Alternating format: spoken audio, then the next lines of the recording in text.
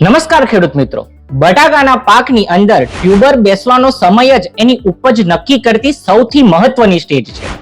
વાવેતરના 25 થી લઈને 35મા દિવસ દરમિયાન છોડની નીચે સ્ટોલનનો વિકાસ ચાલુ થઈ જાય છે અને આ સમયગાળામાં છોડ પોતાની એનર્જી પાંદડામાંથી નીચે મૂળ તરફ ડાયવર્ટ કરે છે અને આ જ વસ્તુ તમારા કંદની સાઈઝ અને ગુણવત્તા નક્કી કરતા હોય. તો આ સમયગાળાની અંદર કેટલીક મહત્વની બાબતોની કાળજી રાખી લેવી ખૂબ જ જરૂરી છે. આ સમયગાળામાં જમીનની અંદર સપ્રમાણ ભેજ રાખવો ખૂબ જ જરૂરી છે. એક પણ વાર ભેજ વધારે થાય કે ઓછો થાય તો તેની સીધી અસર કંદના બેસવા પર થતી હોય છે. આ સમયગાળાની અંદર છોડને કેલ્શિયમ, બોરોન, મેગ્નેશિયમ અને પોટાશ જેવા તત્વોની ખાસ જરૂરિયાત રહેતી હોય છે.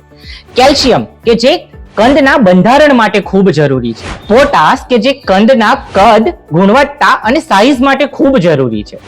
બોરોન કે જે એક સમાન તમારા કંદને બેસાડે છે અને મેગ્નેશિયમ કે જે છોડની અંદર પ્રકાશ સંશ્લેષણની ક્રિયામાં જે ક્લોરોફિલ બને છે તે બનાવવામાં ખૂબ જ મહત્વનો ભાગ ભજવે છે. અને હા, એક વાતની કાળજી ખાસ રાખવી, આ સમયે વધારે પડતો નાઇટ્રોજન ન આપવું, કારણ કે જો તમે વધારે પડતો નાઇટ્રોજન આપશો તો છોડ પોતાનો વાનસ્પતિક વિકાસને આગળ વધારશે અને નીચે કંદનું જે બેસાણ બને છે તેનું બંધારણ આપણને ઓછું મળશે.